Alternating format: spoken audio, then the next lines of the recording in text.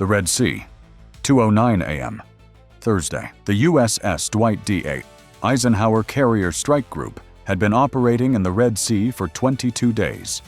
Its mission was deterrence in a body of water that had become the most contested maritime corridor on the planet in the preceding 14 months.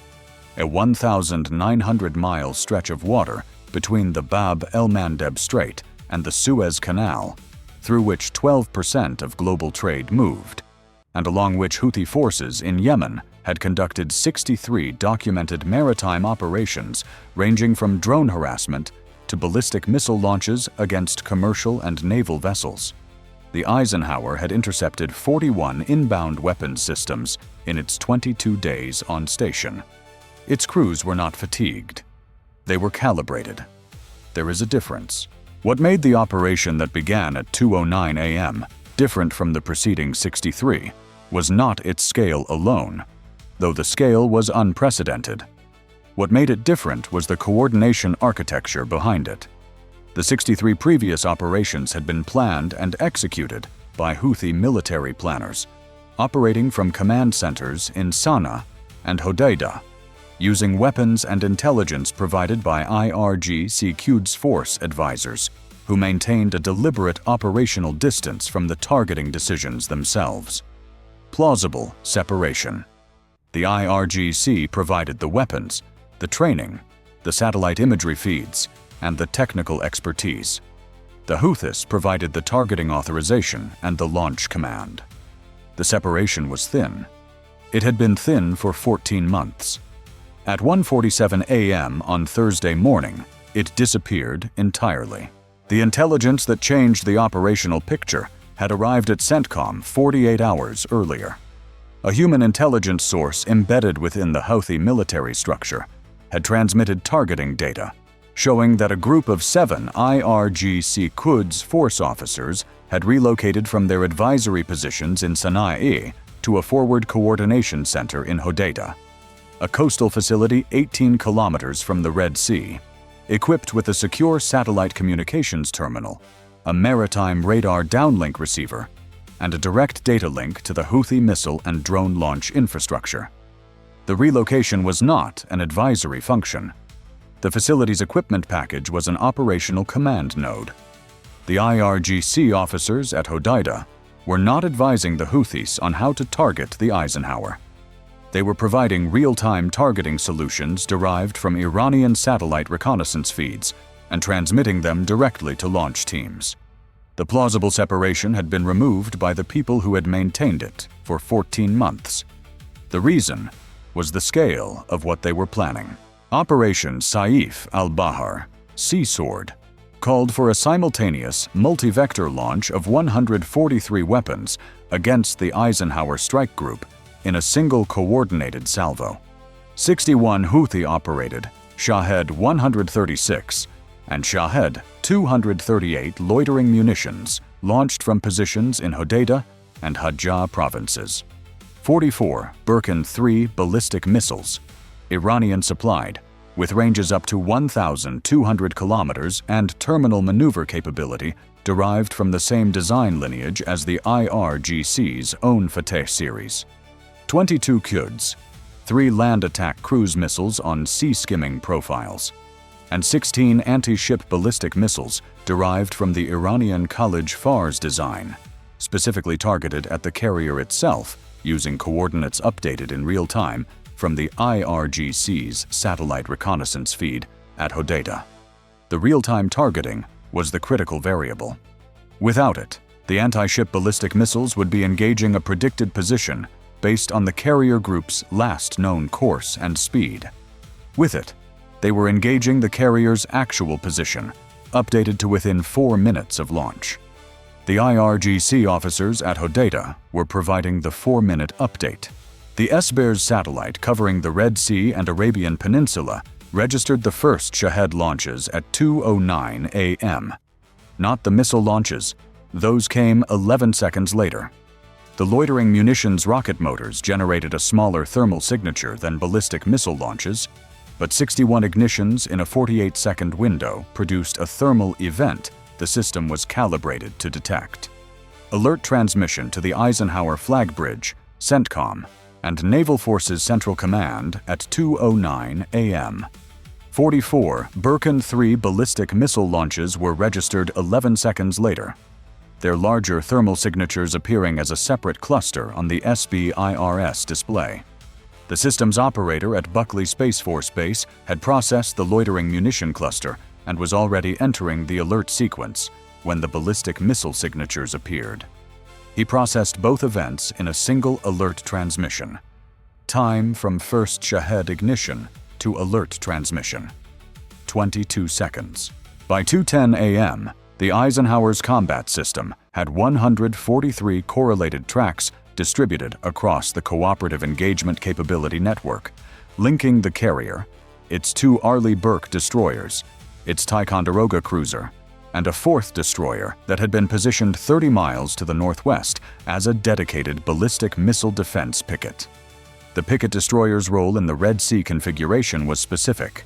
It carried a full SM-3 Block 2A magazine and was positioned to maximize its engagement geometry against ballistic threats approaching from Yemen's coastal launch positions. It had been in this configuration for 18 days. Its crew had rehearsed the engagement sequence 340 times in simulation. At 2:10 a.m., the rehearsal ended.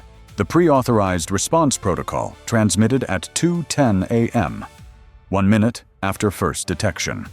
The Eisenhower's commanding admiral had a simple operational decision in front of him.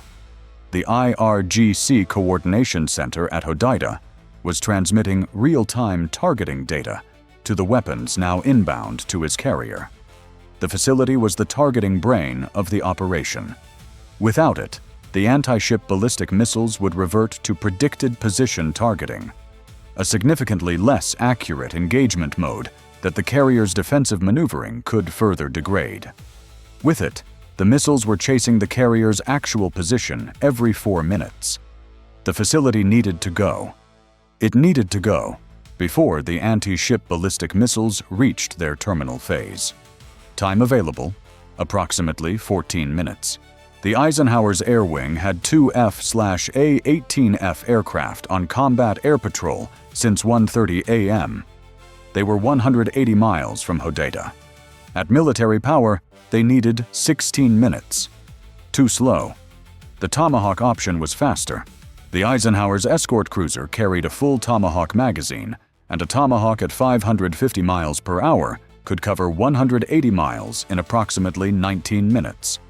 Also too slow. The weapon that could reach Hodeidah in time was already in the air.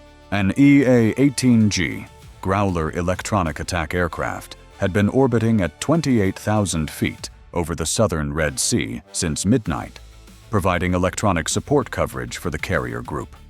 Its position at 2:10 a.m., 94 miles from Hodeidah. At its maximum dash speed, it could cover 94 miles in 11 minutes. It was not carrying JASSMER. It was carrying 4 AGM-88E Advanced Anti-Radiation Guided Missiles. The IRGC Coordination Center's satellite communications terminal and its maritime radar downlink receiver were active, transmitting, and radiating electromagnetic energy that the AGM-88E's seeker could acquire and track. The Growler pilot received his tasking at 2:11 a.m. He acknowledged and turned northwest toward Hodeidah at full power. The defensive engagement had begun simultaneously. The picket destroyer's SM-3 Block 2A launches started at 2:12 a.m. against the 44 Burkan 3 ballistic missiles. The Burkan 3's terminal maneuvering capability, the feature inherited from its Iranian design lineage, made each engagement a dynamic geometry problem rather than a predictable intercept calculation. The fire control system allocated 2 SM-3s to each Burkan track, with the highest assessed threat priority, single interceptors to the lower priority tracks. 26 SM-3 launches in the first salvo. 19 Burkan 3 warheads survived the mid-course SM-3 engagement. SM-6 from the cruiser and both destroyers engaged the surviving 19 in terminal phase. 14 SM-6 intercepts. 5 Birkin 3 warheads survived to PAC, 3 equivalent close-range engagement by CRAM and CIWS. 3 were neutralized at ranges between 4 and 9 kilometers. 2 Birkin 3 warheads impacted in the water within the carrier group's defensive perimeter, 1 340 meters off the Eisenhower's port bow, 1 180 meters from an escorting destroyer's starboard quarter. Neither impact produced hull damage. Both impacts demonstrated that the Birkin 3's terminal accuracy, when operating on predicted position targeting without the IRGC's real-time satellite update, placed its warheads in the carrier group's general area, rather than on the carrier itself. The real-time targeting feed from Hodeidah had been disrupted at 2:18 a.m. The EA-18G Growler reached its weapons release point at 2:18 a.m., 9 minutes after receiving its tasking.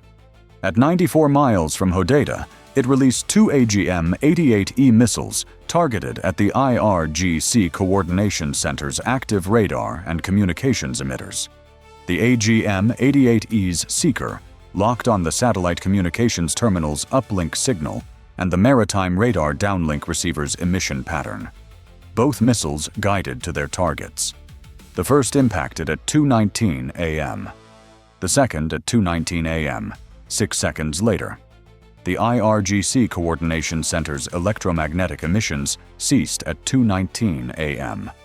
The 7 IRGC CUDs, force officers at the facility, had been transmitting targeting updates to the anti-ship ballistic missile launch teams every 4 minutes since 1:51 a.m.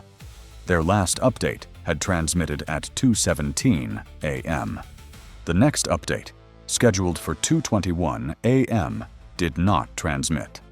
The anti-ship ballistic missiles already in flight reverted to predicted position targeting mode. The carrier's defensive maneuvering, already underway since 2:10 a.m., had moved the Eisenhower 1.4 miles from the position embedded in the 2:17 a.m. targeting update. At terminal phase approach velocities, 1.4 miles is the difference between a hit and a miss. The 16 anti-ship ballistic missiles targeting the carrier engaged their terminal guidance at 2:21 a.m., acquiring the predicted carrier position derived from the 2:17 a.m. update. The carrier was not at that position. SM-6 and CRAM engaged the 16 tracks as they entered terminal phase. 11 were intercepted. 5 reached the carrier's close-in engagement zone. CIWS engaged all 5 between 2:22 a.m. and 2:23 a.m. 4 were neutralized at ranges between 0.6 and 1.4 kilometers. 1 was neutralized at 0.3 kilometers. Fragments from the 0.3 kilometer detonation impacted the carrier's flight deck forward section. 2 flight deck personnel sustained minor injuries from fragment debris. The carrier's flight operations did not stop. The forward flight deck section was assessed by damage control teams at 2:31 a.m. and declared operational. The 61 Shahed loitering munitions represented a different engagement problem. Their subsonic speed, approximately 185 kilometers per hour, made them easier to intercept individually than ballistic missiles. Their quantity and distributed approach profiles made the aggregate engagement demanding. The carrier air wing's combat air patrol aircraft, directed by the E-2D Advanced Hawkeye airborne early warning aircraft, orbiting at 24,000 feet, engaged the Shahed swarm with AIM-9X and AIM-120D missiles from 2:14 a.m. onward. 23 Shaheds intercepted by carrier air wing aircraft. 17 engaged by SM-6 at extended ranges. 14 engaged by CRAM at close range. 7 reached CIWS engagement range. All 7 neutralized. Of 61 loitering munitions launched, 61 intercepted.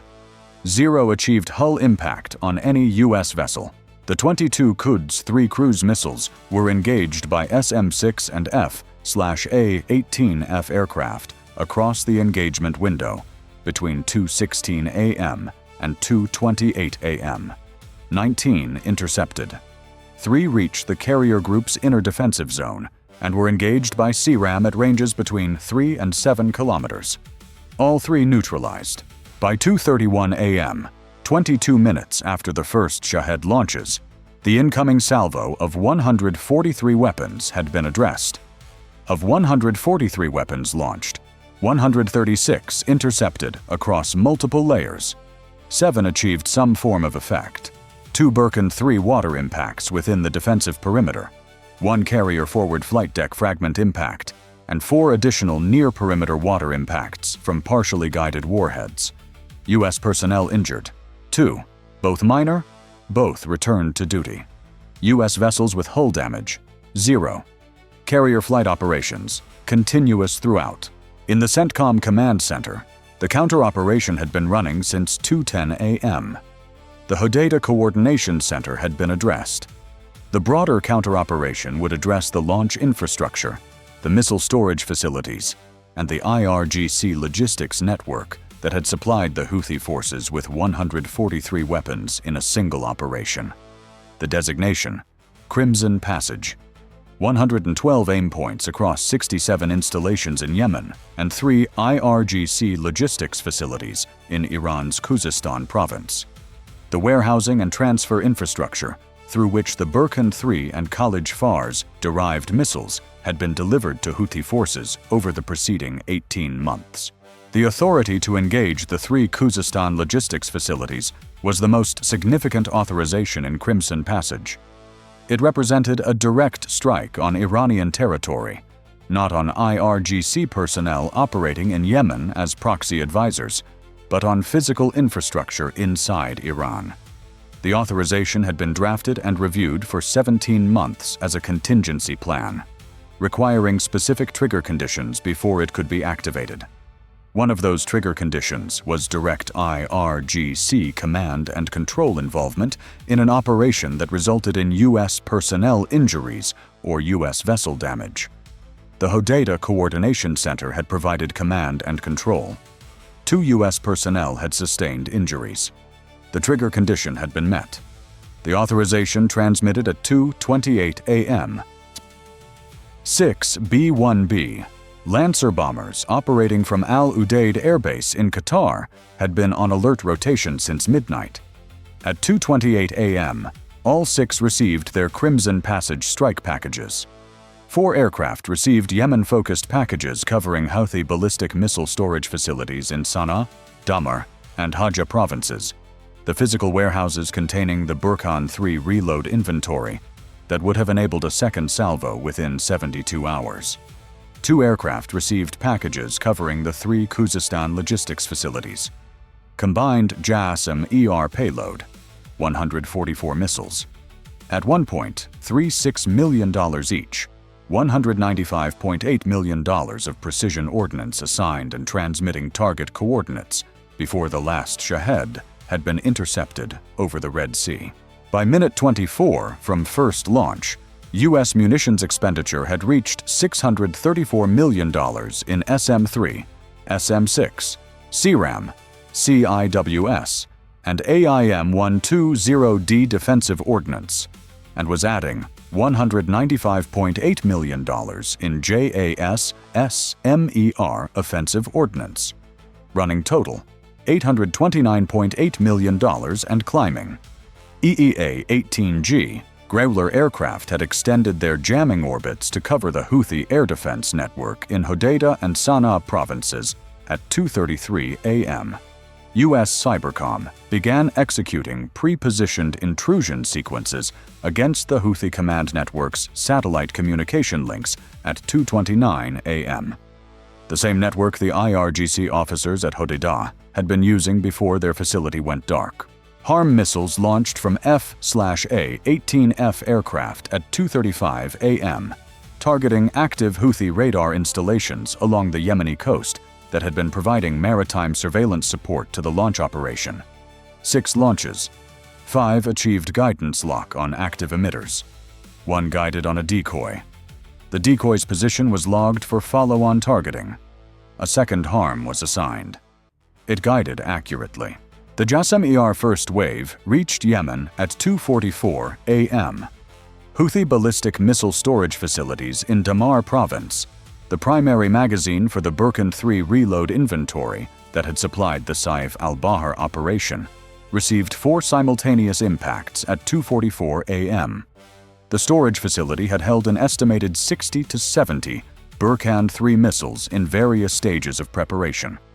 The precision engagement produced a series of secondary events as stored propellant and warhead components responded to the initial impacts. Seismographs in the region registered multiple events between 2:44 and 2:47 a.m. The reload inventory for a potential second salvo ceased to exist as a logistics asset at 2:44 a.m. Houthi missile infrastructure in Sana'a and Hodeidah provinces received JASS-MER engagement between 2:48 and 3:04 a.m. Launch vehicle storage, preparation infrastructure, command relay stations, and the fuel storage network that supported mobile launcher operations across western Yemen. 39 aim points across the Yemen-focused strike packages. 34 confirmed engaged. 5 aim points in locations where JASS-MER terminal guidance had been degraded by terrain masking required reassignment to alternate weapons. 3 were re-engaged. 2 remained pending for follow-on operations. The 3 IRGC logistics facilities in Khuzestan province received their JASS-MER engagement at 2:51 a.m. These were not command facilities. They were warehouses, large footprint industrial structures that had been assessed by satellite imagery as containing missile components and guidance systems in transit from Iranian manufacturing facilities to Houthi supply chains. Each facility was a military logistics node with no civilian co-location assessed by the pre-strike imagery. 2 facilities received 2 JASS-MER each. 1 received 3, accounting for its larger footprint and assessed hardened storage section. All 3 facilities ceased functioning as logistics nodes at 2:51 a.m. The IRGC's primary Western Yemen supply pipeline had been severed at its Iranian source point. The adversary's reserve contingency emerged at 2:38 a.m. A second Houthi ballistic missile battery in Hodeidah province, not part of the original Saif al-Bahr targeting package, positioned as a strategic reserve, received orders via encrypted radio at 2:38 a.m. to prepare for a follow-on launch. The battery commander's radio operator received the message. He began preparing his 6 Burkan 3 launchers. The RQ-9 Reaper that had been orbiting the Hodeidah area since 11 p.m. detected the launcher activity at 2:41 a.m.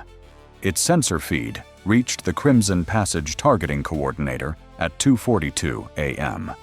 The reserve battery was designated as an immediate target. 4 JASS-MER missiles were retasked from a lower priority aim point in the strike package. They reached the Hodeidah reserve battery at 2:58 a.m. The launchers were in their preparation sequence. They were at 11 minutes into a 22-minute cycle. They did not complete it. At 3:09 a.m., the Houthi command network's ability to coordinate additional launch operations fell below operational threshold. The combination of U.S. cybercom operations against satellite communication links, harm engagement of coastal radar infrastructure, JASS-MER, impacts on command relay stations, and the loss of the IRGC Coordination Center at Hodeidah had degraded the network to a point where surviving launch teams could receive only fragmented, non-synchronized guidance. A launch operation requiring the geometric coordination of 143 weapons across 4 weapon types could not be organized from a network in this condition. Individual batteries might fire individual weapons. A coordinated saturation operation could not be assembled.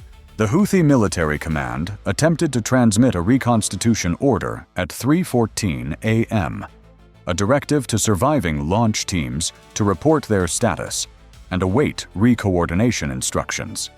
The transmission reached some of its intended recipients. The responses that came back were fragmentary. 3 batteries reported operational status. 2 reported damaged equipment. 4 reported no communication with adjacent units. The picture that emerged for the Houthi commanders attempting to reconstitute was of a force that existed as individual elements, but no longer existed as a coordinated capability. Final Crimson Passage weapon impact logged at 3:07 a.m., 58 minutes after the first Shahed loitering munition launched from Hodeidah province. Time from first launch detection to first U.S. intercept, 3 minutes. Time from detection to Hodeidah Coordination Center neutralization, 10 minutes. Time from first launch to final U.S. weapon impact, 58 minutes. Weapons launched by Houthi and IRGC forces, 143. Intercepted, 136, 95.1%. Achieving effect, 7 2 3 water impacts, 1 carrier flight deck fragment impact, 4 near-perimeter water impacts. U.S. vessels with hull damage, 0. U.S. personnel injured, 2. Minor, returned to duty. Crimson Passage aim points engaged, 112. Confirmed neutralized, 97 of 112, 86.6%. Houthi Burkan 3 reload inventory, assessed 85%, degraded. IRGC Khuzestan logistics facilities, 3 of 3 non-operational. Houthi coastal radar network, 5 of 7 emitters neutralized. IRGC Hodeidah Coordination Center, non-operational from 2:19 a.m. U.S. munitions expended, $829.8 million. Houthi and IRGC military infrastructure replacement value assessed lost, $4.1 to $5.7 billion. Exchange ratio, approximately 1 to 5.5. The IRGC QUDs. Force officers who had relocated to Hodeidah had removed the operational separation that had protected Iranian state involvement in 63 previous Houthi maritime operations. The removal was a tactical decision. Real-time targeting was operationally necessary for the anti-ship ballistic missiles to engage a maneuvering carrier with the precision their designers had specified. The tactical necessity had created a strategic consequence. The coordination center's electromagnetic signature had been detected, geolocated, and neutralized in 9 minutes. The authorization to strike Khuzestan logistics facilities, an authorization that had existed for 17 months as a contingency, requiring a specific trigger, had been activated by the IRGC's own decision to cross the operational threshold they had maintained for 14 months, 58 minutes, 143 weapons, the most sophisticated Houthi operation by a factor of 3 in scale and by a factor of considerably more in targeting architecture. The IRGC's real-time satellite feed had made the operation possible. The IRGC Coordination Center's electromagnetic emissions had made the response precise. The AGM-88E that reached Hodeidah at 2:19 a.m. had not only neutralized a targeting node, it had converted a carrier targeting operation into a predicted position engagement at the moment the anti-ship ballistic missiles needed their final update. Most. 1 missile. 9 minutes. The carrier's 1.4-mile defensive maneuver had done the rest. The mathematics of that 1.4 miles, the gap between where the IRGC's last update said the carrier was and where it actually was at terminal phase, was the operational outcome of the entire defensive sequence expressed as a single distance. The carrier was not there. The warheads went to where the carrier had been. The difference was 9 minutes and 1 AGM-88E.